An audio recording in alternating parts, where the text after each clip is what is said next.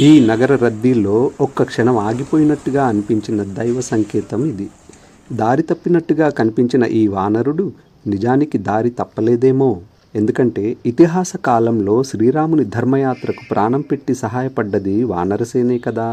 వానరుని రూపం, అరుదైన కేశశైలి, ఆ కళ్ళల్లోని గంభీరతను చూసినప్పుడు సుగ్రీవుడా, జాంబవంతుడా, లేక సాక్షాత్తు హనుమంతుడేనా అని సందేహం భక్తుడి హృదయంలో సహజంగానే ఉదయిస్తుంది.